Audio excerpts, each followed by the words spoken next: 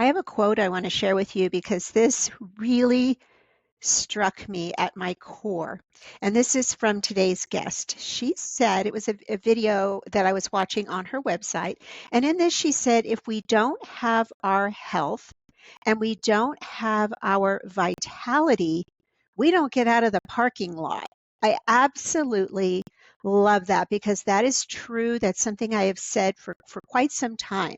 In order to live out your purpose, in order to be vital, to be strong, to age powerfully, we must have our health. Dr. Prudence Hall is my guest today, and she is the medical director and founder of the Hall Center. It's a holistic center, medical center in Santa Monica, California, specializing in women's health, detox, weight loss, and daily feeling full of life. She is also the author of Radiant Again and Forever. And we were talking off camera about how her foreword was written by the late and great Susanne Summers, and what a trailblazer Susanne was. Dr. Hall started as a traditional gynecological surgeon and then transitioned her career to focus primarily or really entirely on regenerative and integrated medicine. She really saw the need in especially women concerning these debilitating symptoms of aging. And her practice is focused around it, finding the root causes of conditions, of diseases. She strives to help her clients achieve optimal health. Welcome to the show, Prudence. Thank you for having me, Carol. I'm really delighted to be here. I want to dive into your story, what brought you to regenerative medicine. But first, I kind of wanted to pause and maybe have you share, how did it come that Susanne did your foreword for your book? Well, Susanne and I have known each other for many, many years, and she interviewed me numerous times for different books. And at one point, she came to me and said, "It's time for you to write your book." I'm writing a lot of books. Come on, give me a break here. Write your own book. I said, "Well, what should I do?" And she said, "Well, I think each chapter should be a different patient.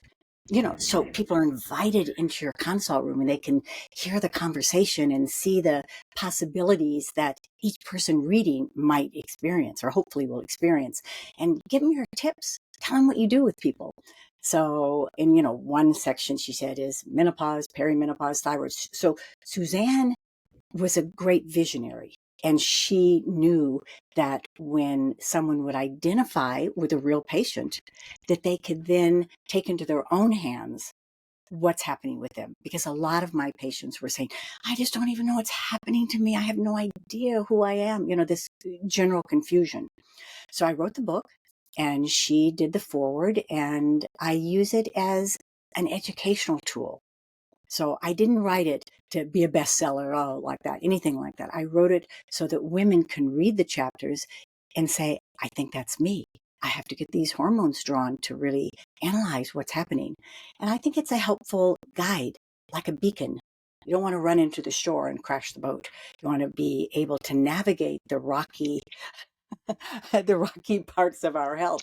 What to do, what not to do. So Exactly. Yes. And Suzanne was set such an example for us as women, and you are doing the same with your work. So you were in kind of traditional Western medicine, so to speak. This is a huge shift to go into regenerative medicine. I was talking to my son last night, and I always tell him who I'm interviewing because he knows what days I record my podcast. And he said, he's looking to go to medical school, and he said, "What's regenerative medicine? I've never heard of it." What brought this shift, and what is regenerative medicine? So as we age, we kind of degenerate. Things become less healthy. We lose our bones. We lose part of our brain, the muscle mass, bone mass. And to regenerate is like fertilizing the field and allowing the crops to be, full of nutrients and full of life. And we can do that with ourselves. It's a big field, a new field in Western medicine. So when you look at Western medicine, we're 100 years old. We know very little actually about how the body works. So when I graduated from my residency in obstetrics and gynecology, I had this kind of sense that anything is possible And how can I ask the right questions so that I get knowledge? And after being in private practice for about a year, I realized that I wasn't trained in managing menopausal women. And I felt actually grief because I was ready to, get out there and do whatever was needed to help people and to help women especially. And these women were coming to me saying, Prudence, we're dying. We're dying. Help us, please. And I said, well, I did what my teachers told me to do. And I realized I needed to go back. I needed to educate myself. And along the way of that education, I realized that Jeff Bland, the father of functional medicine, Jeff, he's just an icon in my, book and in terms of almost everybody's book. So he started functional medicine and started putting together the body. We're not just the brain separated from the heart, separated from the uterus. If you're a woman, we're one. We're actually one organism, and everything affects everything else. So in Western medicine, we have the neurologist, the cardiologist, the gynecologist, and it's separated where doctors don't understand what other doctors are doing, really. I mean, I'm not a cardiologist. So Jeff said, look at the core root causes of diseases, bringing genetics into it as well as lifestyle, and then correct the core root causes and the problem will go away. So an example of that is the tree is dying, the leaves are turning brown. You don't go in and paint the leaves. You fertilize, water, deworm the plant, and then the plant becomes full and beautiful again. So that's regenerative medicine, getting rid of all the core root causes of diseases and then allowing that organism, that sapien, or that woman, to become more and more of herself, the expression of who she actually is. And it started with me. You know, Yeah. that's Yeah. it's such a good explanation that you gave. And I know in the video that I spoke about at the beginning, you talk about how people come to you and they feel dead. They don't feel like themselves. And that's something I've heard a lot from women when they come to me. I do health coaching, so a little bit different. I help them, dial in the nutrition and all the lifestyle habits, work with their protocol from their practitioner, whoever that might be, functional medicine, integrative medicine. I work with their recommendations. And they'll often say to me, I just don't feel like myself, or the way I look on the outside doesn't match what I'm feeling on the inside. I hear that too. So that is really the core of what brings people to their health. They're suffering. They feel that something has changed. They become disconnected from who they actually are, the expression of who they are. And it happens at a time that is where we're really vulnerable, because if we've chosen to have children, the children are starting to grow up and be a little bit more independent. If we're career women, we've really become much more of an expert in our field. And then suddenly, whammo, this thing happens where we feel an internal collapse and there is tremendous suffering. I would say that a fourth of my patients come to me and say, Prudence, I don't really have any reason to be here now. And it's like, but you're 55. Let's see if together we might be able to, or we will be able to, because at this point, I can promise people results. So that let's build together. And where are you headed? What do you need? Who do you see yourself as becoming? And a lot of times it's like, I just want to be who I was. Or sometimes it's like, well, I've had these dreams, but now I'm just so exhausted and my brain doesn't work and I'm angry and I can't sleep. So those dreams have disappeared. And I say, okay, well, how about dream catching? How about bringing them back? Would that interest you? So I'm Love always it. looking for what they need, what they want, how they want to direct the conversation. And it's very effective. And one thing Susanne and I would talk about is how rapid hormones can come in, make changes to all the cells, and regenerate and create a youthful, healthy body and mind. Hmm. Yes, that I remember I went on bioidenticals. It's been 12 years ago, I think now, and I really don't intend on going off unless there's some reason for me to go off. I'm 63. It really was a game changer for me. Now, it wasn't a magic bullet. I had already done some lifestyle changes when I added in the bioidenticals.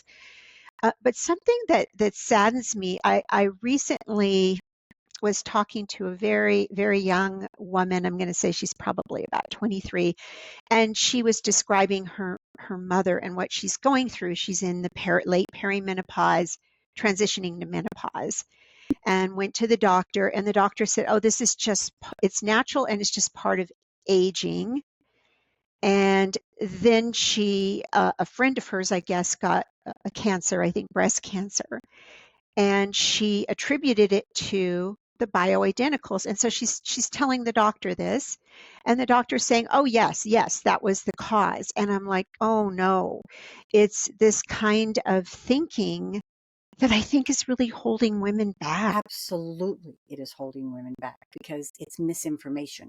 Now, that information comes from the Health Initiative in 2001. The study was looking at Premarin, which is pregnant mare's urine, Premarin, and Provera, which is a synthetic non-bioidentical progesterone.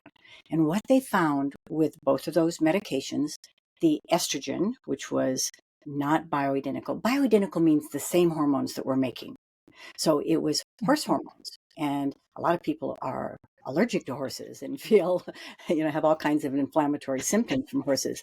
So people were ingesting horse urine, and it was pretty much just horse urine, pregnant horse urine, and feeling somewhat better.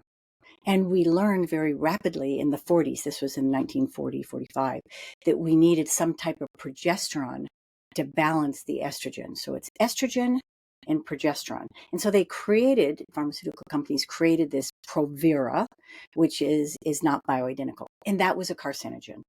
We found out that when Premarin and Provera was taken, breast cancer was greatly increased. Dementia wasn't helped. Heart disease wasn't decreased, which happens with bioidentical hormones. Cancers in general were a little bit higher. So it wasn't an encouraging study for Premarin. But at that time, I hadn't been using Premarin since 1983. So this was in 2001. So I said, okay, good job. I mean, we know that there's something better. And I knew it because patients were desperate on it. They didn't feel well. They didn't reclaim their sexuality or their brains, and they just, maybe a little bit of things with hot flashes helped. So the bioidentical hormones are exactly the same hormones that you and I are making. Thank goodness we both have the same hormones. And the hormones go into the cells, tell the cells what to do and what those cells are supposed to do. And we create really a very different type of physical health. So I generally say we have 4 ages. We have a chronological age, we have a biological age, spiritual age, and emotional age. So there's nothing you can do about the chronological age. We're going around the sun, but biologically, we can create wonder and strengthen muscles and bones and prevent all kinds of illnesses. And estrogen does not increase breast cancer. It doesn't. There's a wonderful book called Estrogen Matters, and it's written by Avram Blooming. You know that book, right? So, Yes. it's like, give this book to your doctor, read it, and then give this book to your doctor. I don't know if they'll read it or not. I personally read every book that a patient gives me, but in it are so many studies confirming that estrogen is very helpful for the body, not only in terms of eliminating symptoms, but in terms of decreasing the diseases of aging. So, there's so much data on this. I mean, Dale Bredesen is a prince in his field, Dr. Bredesen. So he's a big Alzheimer's disease researcher, and he's personally told me, Prudence, thank goodness you're giving those women estrogen. It's preserving their brains and preventing Alzheimer's disease and Parkinson's and neurodegeneration. And Morgenthaler, the father of testosterone therapy, is saying, Prudence, testosterone is so important for women. Thank goodness you're giving them testosterone. And so each hormones are our body software. You know, you go to boot up the computer and you don't have any software, it's not going to work. Same thing with the body. So we're impacting our biological health, which can also impact our emotional or psychological health. So that's a great book to read. I wrote a chapter in my book about breast cancer also. I take care of many women who have had breast cancer, and I put them on estrogen. But I do it first with an oncologist saying, yeah, that specific type is fine to do it with.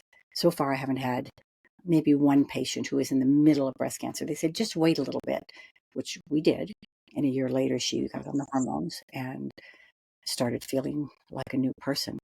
So I don't want our listeners to be afraid of estrogen. So I don't know if I have a pin here, but when estrogen drops, okay, so this hand is estrogen dropping, what rises is inflammation, stress, high blood sugar, and high LDL cholesterol.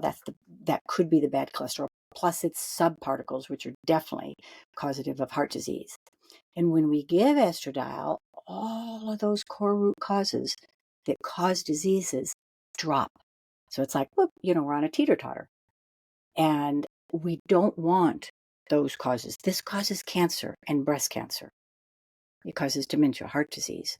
So when we lower those risk factors with estrogen, it's like that, those really become much, much less impactful in terms of our health. For example, heart That disease. was such a great description. Oh, thank you. It's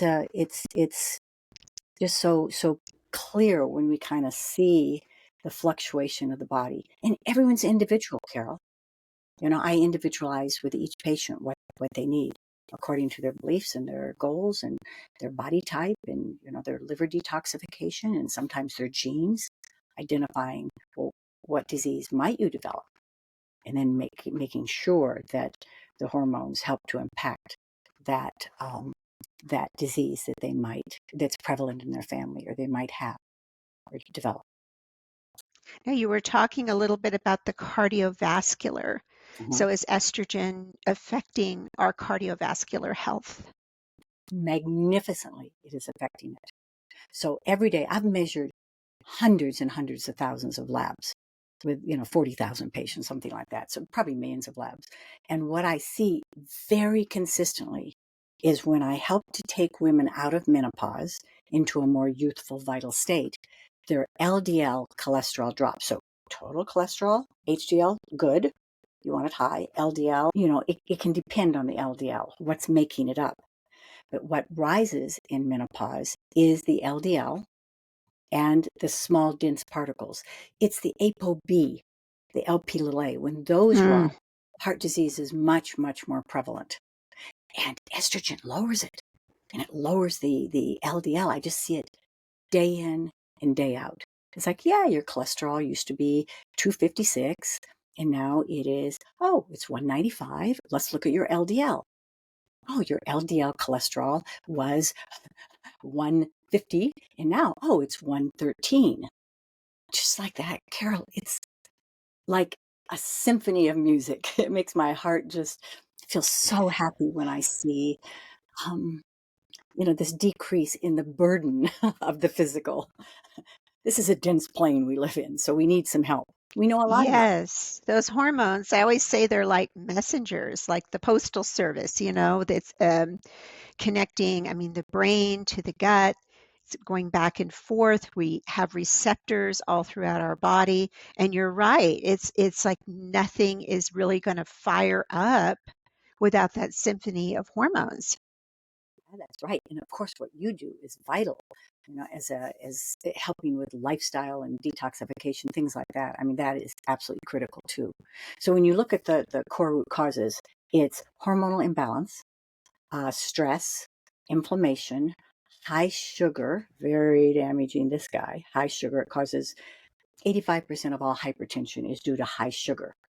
And that's Mark Houston out of Vanderbilt University. Prince of a man, another prince, and then toxicity, and of course the gut. The gut is so important to make sure that there's not inflammation or uh, parasites, yeast, food intolerances in the gut. And then once those are corrected, the burden is lifted from the body, and the body can function much, much better and more effectively. So how do you know where to start? Because it can be overwhelming. We look at the toxic factor and we're told, okay, get rid of your plastics. I remember when I went through that, it Mm. took months. I had plastic like everywhere, in my kitchen especially, like everywhere. And it can just be so overwhelming, all of the pieces. Okay, I maybe need to explore the bioidentical piece, my nutrition, my daily movement, exercise, sleep. The list is long. Where do you start with people? So, because hormones are my field, I start with hormones and lifestyle.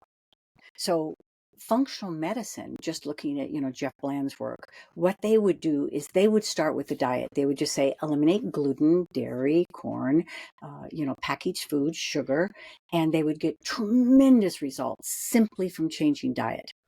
So, my field is hormones. So I give people a lab slip. I analyze 14 separate hormones. So it's not just the ovaries that decline. It's the thyroid, which is right here in your neck. The adrenal stress Hmm. hormones are right on your back. Sunshine hormones, sugar, insulin. These are all the hormones, all the pituitary hormones that I look at. And I see people on the initial visit, hear all the problems that they'd like to resolve and what their goals are, and show them their hormones. And women are shocked to say, you mean I'm still having my period and I'm deep in menopause? It's like, yeah, but we can take you out of menopause and take you back to that more youthful state of cellular health. And then, at the same time, I give them the radiant diet, which is really the diet for regenerative medicine. And, the functional medicine diet, I tweaked it, some and, added some different things to it. And they start that simply eliminating, for example, gluten, or simply saying, I'm not going to open any packages when I eat. Or, if somebody can take on sugar right away, that's great. But most women, by the time I get to them, are pretty confused. They're overwhelmed. Overwhelm is a huge Yes. symptom of menopause, and they're overwhelmed. So I create simplicity. I need you to take these 3 pills, and one of the pills that I give actually is 3 hormones, and these 2 creams, and let's see how you do. And you just follow, what do you take in the morning? 3 things, 2 creams, and what do you take in the evenings? 1 pill, maybe 2 pills, and 1 cream. So I start really simple. And when we call them at 3 weeks, we make sure, do you understand what you're doing? How are you feeling? And generally at 3 weeks, they don't feel better, Carol. They feel like maybe their hot flashes are stopped. Very, very possibly hot flashes are no longer there. But when I see them at 8 weeks, they're saying, I'm 30% better. It's like, what happened to all that body pain? Oh, it's much better. That's because estrogen lowers inflammation. And well, what about the sleeplessness and waking up and, the nightmares and all that you're having? Well, I'm only waking up 1 time. I was waking up 4 times. What about energy? Better. It's not home. It's not a home run, swinging out of the whole field, but it's a start where they say, I'm really hopeful. I know this can happen. So that for me is music, because from the thoughts come the emotions, become our reality, our personality, and our world. And when they change their thoughts, like, this is going to work, that is a huge impetus for it to work. And so I'm looking for that hope, a glimmer of light, of hope within them. And, when they have that, then they, like you, I'd love to hear your story. How did you feel well at 2 weeks of being on hormones? It was a full, I'm going to say 4 months, 4 to 6, but I was really feeling it at 4. And the reason I remember that was I went on in January, and then, so it was actually sooner, it was like 3 months. In March, my husband and I took a little trip to Cabo, And I remember there's like a picture of me in a bikini, and I remember feeling different, like feeling sexier, more vitality, more, attracted to my husband, more, all of these things were improving. And that's the first thing I noticed was kind of that vitality, uh, libido piece. And then as it went on, I'm like, oh, I'm putting on muscle easier because I was killing myself at the gym and nothing was really happening. And so all of a sudden I was able to build muscle. So it was like all these different things were coming on board throughout the 6 months. And I did progesterone, estrogen, and testosterone. And I've changed up my routine a little bit over the years. Sometimes you have to do that. Your body just won't respond quite the same, but it's that same, trio. And then my thyroid. Eventually, I did have to go on compounded thyroid medicine because I had low thyroid function. But yeah, it made such a difference because I was changing my diet and I was trying to do the right things, and they weren't quite working. They were kind of working, but when I added in the bioidenticals, and I had a tough time because I had heard all that Women's Health Initiative. You got to realize this has been, over a decade ago. So that had a profound effect on me. And I vowed I would never, ever, ever go on hormones. And one woman, she was in her 70s, she says, "Oh, you're going to change your mind. You just watch." And I did. And I reached the point where the quality of life, Mhm. my quality of life was starting to do this. And I was like, okay, bring it on. Let's do it. Let's try this. Beautiful. I'm really touched by the fact that some of your symptoms that started to resolve pretty quickly. First of all, 3 months, that's great. That's very typical where you really start to feel it at 3 months. And the other thing is the sensuality, the sexuality. So women, and Yes. I want to say this because so many women suffer from this. I would say 85, 90% of women suffer from a decreased sensuality or sexuality. They're in relationships.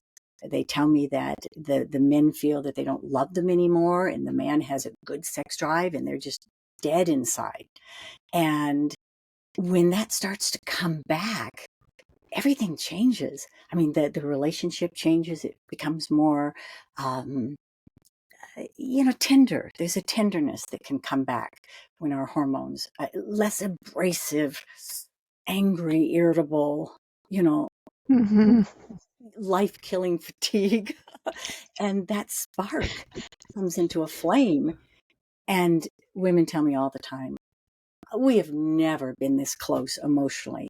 And we're making love all the time. And we're just so happy beaming like that, beaming that they have reclaimed the relationship that is so important rather than allowing it to go into decline and into distance between the couples. So that's one of the Yes. joys of menopause is having the wisdom and having all the knowledge that we have, and then just adding that physical piece back to become even bigger, more expanded, more loving.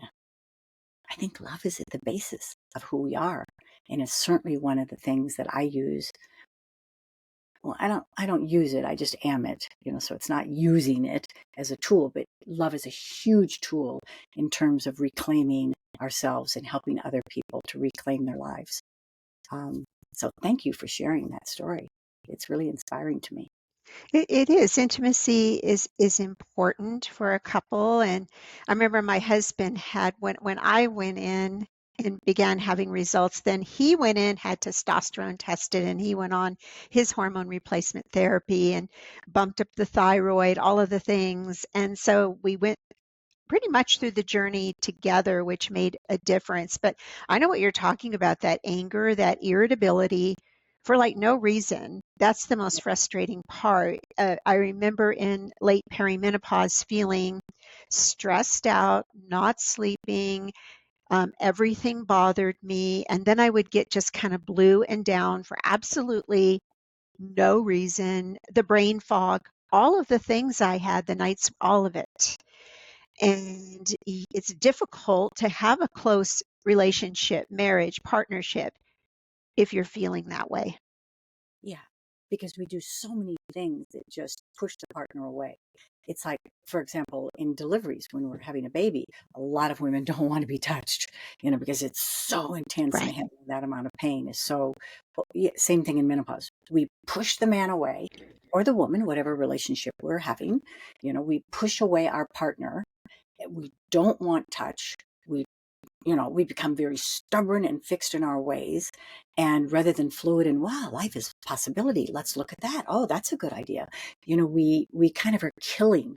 We become kind of killers of our joy, of our future joy. And yeah, so we can get it back. And we can, hormones are the molecules of our emotions. So, like I mentioned, there's a tenderness, there's a availability of our heart to share. There's, there's love. There's love. Oxytocin is a good hormone that I'm working a lot with for many years. Oh, yes. Yeah. So Oh, yes. that's one of the ones aside from the other hormones. Kind of the happy hormone, I think of it as the happy hormone. Now, earlier you mentioned two things that absolutely intrigued me because I've interviewed so many people, and then I listened to a ton of podcasts, Huberman, Cynthia Thurlow, Peter Attia, all of the people, but I haven't heard somebody talk about the spiritual and emotional aspect of, I think, in relationship to aging and to health. Can you speak into that a little bit? It's one of the things that makes me happy to be able to talk about this, because we're energetic beings. We're made up of energy. And I was in the operating room once, and a patient was dying from bleeding, really bleeding to death. And I was a senior resident at the USC County Hospital. I was woken up in the middle of the night. I was a senior resident at that point. Usually I got to sleep a half an hour, but it's like, come, come, come. And I went into the room. There was blood everywhere. I mean, just blood everywhere. It's Wow. like, oh my God, they're bringing me in late. They should have bought in. So she was bleeding. I said, cross and match her, get 10 units of blood up here. We're opening her, get the anesthesiologist here now. And we opened her. I made an incision and held her uterus like this. And methogen, we injected methogen to make the uterus contract. She then, usually I tied off the uterine arteries that feeds the uterus. And usually with all of these things, and I've been there many times before, the bleeding stops. So now they're pumping blood into her and she's asleep and, her abdomen is open. Each time I would kind of let the uterus go, blood would pour out. And I had somebody monitoring how much blood was coming out of her vagina, you know, and it's like, she's going to die. And I started feeling her. Her name was Maria. And I'm getting kind of tears in my eyes, but I started feeling her and, sending, Maria, please. You have a beautiful baby. You have your children. Please come back. Come back with us. Don't leave. And I was just, really in communication with her. And each time, though, I would let it go. And suddenly I felt this light come through my hands. Light doesn't come through my hands, but it came through my hands. And it was so sudden that I released her uterus. There was no bleeding. We closed her up quickly. She lived. And at that point, it was like, oh my God. I mean, there is a consciousness that can communicate with other people, a universal kind of, you can go back to Jung and all these people, but I felt it as a deeply spiritual moment when I had asked for something so important for life. And life responded. She responded, and it just came through my hands. It was like I'd been hit by electricity. I was almost thrown back like this. And I'd been, when I was 16, 15, 16, I really explored a lot about consciousness and world religion. And it was very important to me back then. And then I got into this pure science of medicine. There's no emotions. There's no, it's just science. You give this, that result. And that brought me back and flooded back into me a lot of the training that I had at the university at UC Santa Cruz, and where I'd studied a lot of this. And I think that we are spiritual beings. We are connected to consciousness, that we are not in charge of everything that happens to us, that we're guided. So when things happen to me, it's like, oh, that happened for me. How beautiful. Even though I might in the moment be saying, gee, okay, this is tough. But really, I realize that it's happening for me and to further my growth in my connection to life. So it can be subtle or it can be very strong, like I felt that. And that just started me going to India and reading everything I could and listening to everyone I could. And I don't know how many conferences I've taken and classes I've done, but other people might have a different path. That this is my path, but other Right. people might have a different path. But knowing oneself, knowing who you are, and being very curious about who am I and what might I do to be, you want to be happy, be in service.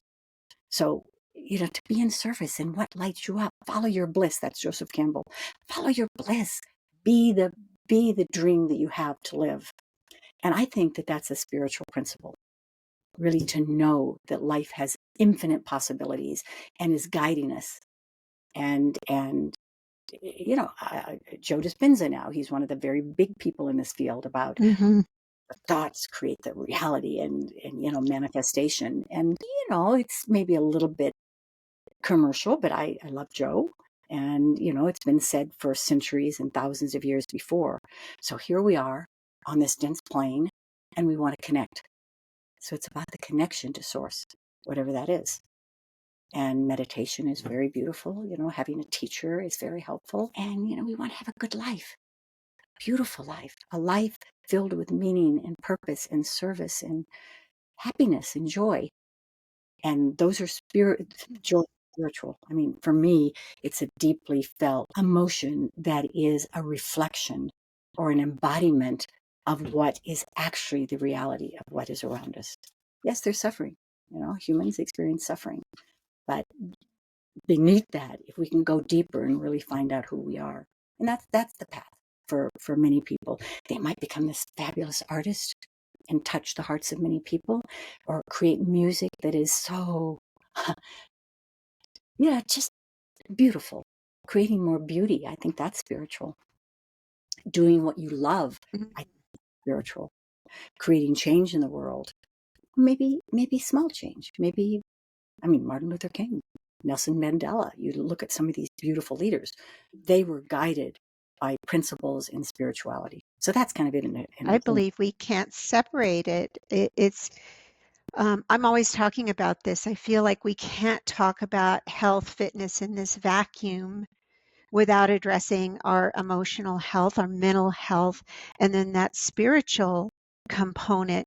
So important, because I think a lot of people now in our culture, and it's not their fault, it's the way Western culture is. It's fast, it moves fast. I think people feel disconnected and they do things in these little buckets. Okay, I'm over here working. Now I'm working out at the gym. Now I'm in church. And it's like now I'm serving at the church or whatever. And it's not coming together. And to me, it's all health is so much more than just what we eat and how we exercise. Yes, that's important, but it's a whole lot more. It's a whole lot more. And just another quick little story here. John O'Donohue, who's a wonderful Irish writer. He's now deceased, but he started out as a Franciscan monk. So he lived in a little, county in Ireland, and he would go and give the last rites to people. And he was giving the last rites and saying, no, it can't be now. I should have made up with my daughter. We've been estranged for 20 years. Oh, why didn't I do that? Oh my God. And they're filled with regrets, time after time after time. And he said, well, it's your time. You're passing now, you're dying now, et cum spiritu tuo, that thing. And then came the scoundrel of the town. He drank, he had different women, he never showed up at church, the scoundrel. And John said, my son, it is time to meet your maker. He said, I've never been separate from my maker. And I know he's here. He's right here beside me right now. He's in me. And he's going to dance when he sees me because I have danced through life with him right by me. And he said, but my son, you never went to church. He said, why do I need to go to church? God is everywhere. He's right here. And he said, well, do you have regrets? None. I'm clean. I'm joyful. I'm, joining God, who's always been with me, and he's calling to me. So I'll see you on the other side, brother. And he died. So Jonathan says, I love that. yeah, he says, Love that. And yeah, I think it's an important thing because he wasn't going by, oh, I did this list of good deeds. He was going by, yeah, this is what I believe. This is how, this is what I know to be true. yeah. And so John calls him a scoundrel, but I think maybe a scoundrel, he said, so be a scoundrel in your life. So maybe a different word would be follow your drumbeat, follow your heart. Don't be influenced and feel like you have to be like everyone else because the priest and the parents and the politicians have told you to do it. Create your life, follow your bliss, and that will be a good life, because bliss really always includes being in service in some way to other people. And so it's You've said that several times, and I picked up on it. I went through your website and the video that you have up there, and you talk about being able to serve. So there, and again, we're back to that health. You can't serve others if you don't feel well or you're sick. And being in service, I think as human beings, we are meant to serve. we're tribal, we're meant to serve.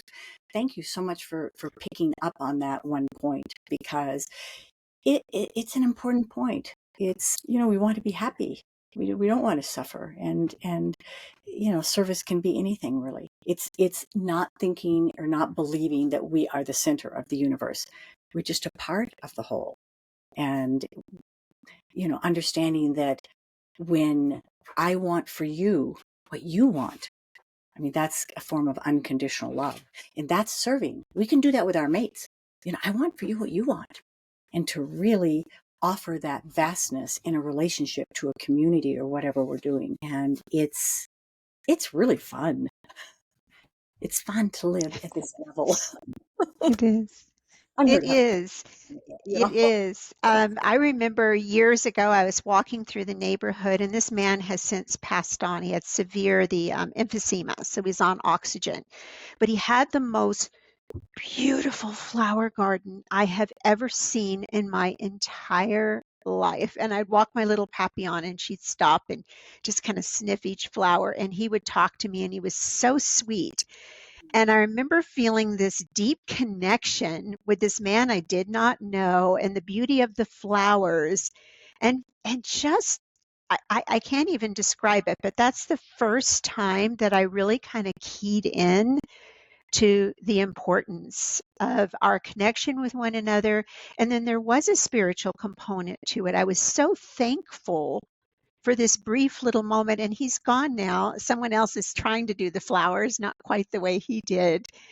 But oh, what a sweet window of time that was. Well, that he was a teacher. See, he was in service in those moments when he was talking with you. Mm-hmm. Himself, he was really, so it can be that simple. Who we are being affects everyone around us. So when that person has a radiance to them and a kindness and compassion, then that touches everybody and they change. So we're that interactive. And that's what he did with you. Thank you for sharing that. Really, I'm touched. And to be in his situation, I mean, could barely breathe. And I thought, and he's still smiling and still positive. And I have found, and I'm sure you find the same working with clients, the ones that tend to do the best are the ones with that more positive, optimistic mindset. I realize we can't be happy Pollyanna pie in the sky all the time, but that really just positive mindset. And I see negativity and what that does to people's health, and how you can throw everything but the kitchen sink, like nutrition, exercise. They're going to the functional medicine doctor and they're not getting better. Mm. And then at the core of that, it's a negativity, I think. Yes. So this probably arises out of trauma and addressing the traumatic things that have happened. And I'm referring all the time to Hazel Carter and to other trauma therapists, because Mhm. this kind of negativity, something happened, they were hurt, they were abused, they were abandoned or betrayed, and it creates within them this negative. Not for me. It's for everybody else, not for me. So those thoughts then will exclude them more from other people. But when you go to the core traumas that have happened, magic happens. I mean, before I refer to people, I go to them as a session, and I met Hazel Carter in Santa Monica here, and she said, "What trauma do you have?" It's like, I don't think I've had trauma, Hazel. I mean, medical school was pretty tough, seeing some of the things I saw, but I don't think I have trauma. I worked with her for a year and a half over trauma every week. And what happens when you kind of examine and look into, and she uses all kinds of techniques that are not the mind. I have a very strong mind, so, it's like, Prudence, we're not going to talk now. We're going to go and just take out files in the brain, put them back, and you'll have different experiences. And everything feels lighter for people when their trauma is addressed with a responsible and gifted person and a safe person. And, we don't get triggered. See, we get triggered by the trauma. Oh, that person left me. It looks like you might be leaving me. These triggers, which are debilitating. And when the triggers are gone and when the trauma is healed, we're light as a feather. Meaning we can float this way. We can float this way. I'm talking about the spirit. I'm not necessarily talking about what we do, but we feel light. And I can't even remember the last time that I was, like that. And when it happens, I breathe it in, because somebody's, let's say, saying some really tough stuff. I'll breathe it in and give it back as love to them, because it's there. It's what's happening with them. Most of everything is projection anyway. We rarely actually see other people and who they are. And when we do, it's a miracle. It's a miracle. People come in. Yes, addressing that, Yeah. People come in fairly. addressing that trauma. Yeah. And then they, the thing that keeps me tied and wanting to keep on doing it, it's been 40 years now, the thing that keeps on making it joyful for me is, well, this person who couldn't get out of bed, literally, has now founded an orphanage and just loves it. Every day it's different, meeting new people, excited, or this person, wow, they're in nature, and they're doing what they can to really restore nature to its splendor. Being in nature, by the way, is a very spiritual healing way to help, Yes. your mind and your heart and your body and everything. Or they'll write books, or they'll start schools in underprivileged areas and countries. So, or they just are radiating this happiness. So it's about doing, but also being. And so that's what keeps me here. I just love it. I love seeing the transformation and the life that arises where really there was not much life before. And you're focusing not just on things like weight loss, because we hear about the things like belly fat, menopause belly, and lack of energy, and all of these kind of physical aspects. Mhm. But it goes deeper than that. When we address our health, it's more than just losing weight or losing body fat and having the labs get better. It's what comes as a result of that, where you go, wow, okay, I want to start this orphanage. I want to write this book. I wrote a book a couple of years ago just based on that, and I can relate very much with the trauma story.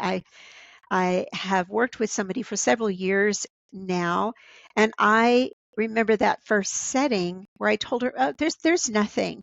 She asked me about my past, and we began to talk, and she's like, "Do you hear yourself? There is something." And what I grew more and more positive as I went through that process. Any kind of negative thinking that I had, it's not that I don't have it once in a while. Sure, I'm human, but it's like you said, I have such an awareness now that I stop and really say, okay, we're not going to respond this way to this situation. It's huge to address that past trauma. It can affect our ability to lose weight, our ability to sleep, our Mhm. stress levels. Oh, And I've seen people go through that process and release weight that they couldn't lose prior to that. that is brilliant, and I absolutely appreciate you saying this. So, what hormones will help you to lose weight? thyroid, optimized back to optimal levels, adrenals, getting, decreasing your stress and optimizing those hormones, estrogen, testosterone, human growth hormone, D3. Now, these have critical impacts on our weight. So, but it's not just that. As you said, it's definitely not just rebalance the hormones and you're going to lose the weight. It's the changing of the way we perceive ourselves. And we can go from self-loathing to self-compassion, or we can, these shifts are really profound in the pursuit of, health and vitality and prevention of disease. So the body is a good place to begin. It's a good place. We're humans, we're embodied, and following what the body is telling us in the lessons of the body go into all the different realms of the lessons of humanity, the spiritual lessons, the bigger lessons. And so, yeah, trauma healing, people lose massive weight, or they build muscle, or they're these huge shifts in their body, because we're not just our mind, or not just our the sensations of touch or eyes or smell or anything like that. We're much more than that, and trauma will stop that from flowering, all us as human beings from flowering. So it's something to remove. Yeah, thanks so much for Mm, expounding on that. I really appreciate that. absolutely. Something I was thinking about as you were talking too is the importance of brain health. I know when I hit my 60s, this one became more of a cause of concern, not because I notice symptoms, but I see what happens when people go into cognitive decline. What can we do as women to do our best to prevent that from happening? Oh, this is a great question, and it's a question that's very dear for me because my mother died of Alzheimer's disease. So, Oh. first of all, the world prince in this field is Dr. Dale Bredesen. And he has personally told me, thank you so much for giving women estrogen, because this is critical for their brain and prevention of neurodegenerative disease like, Alzheimer's and ALS and various things like that. It's critical. So, that's the first thing we can do. We can optimize our hormones, decrease our stress, optimize thyroid. Now, what our viewers can do to help optimize naturally their thyroid is eat 3 Brazil nuts a day and take some iodine. So you can have seaweed Mm. salads and do all the stuff that Japanese people do. Or you could take Crow's Lugol's iodine. That's, one of the well-known ones, drops, and do like 3 drops in water or just on your tongue. And that will really help the thyroid to work better, because in order to make thyroid hormone, you need selenium and you need at least 4 molecules of iodine. So, balance your hormones back to youthful levels, work on trauma, decrease your stress, detoxify yourself. And we're full of plastics and glycosates, Roundup and things like that. Hmm. So I refer to people who are really, that's their field, detoxification. And I decrease sugar. I mean, sugar is a major contributor to Alzheimer's disease. So Dr. Bredesen's message is that you don't need to get Alzheimer's disease. It is unnecessary. There's a genetic component to it, but it's absolutely unnecessary to get it as long as you are, very low sugar, unpackaged foods, anti-inflammatory diet, and all the rest of the supplements or things like DHEA and cortisol if needed, and cellular energizers like CoQ10 or ubiquinol and resveratrol. And actually, one of the supplements that is very powerful in terms of actual longevity, not just decreasing disease, but longevity, is taurine. 3 grams, 4 grams a day. Mm. Especially as you get older, you need more. So don't despair. Look up Dale Bredesen. You can buy his book, The End of Alzheimer's Disease. It is a brilliant book. And then he has the End of Alzheimer's Disease program. And he has a lot of people who are trained in that field.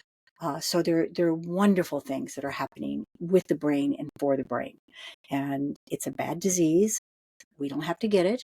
And there's a lot, especially with what you do as an educator, and you can help a lot do to really decrease the incidence of that happening. So it's like heart disease.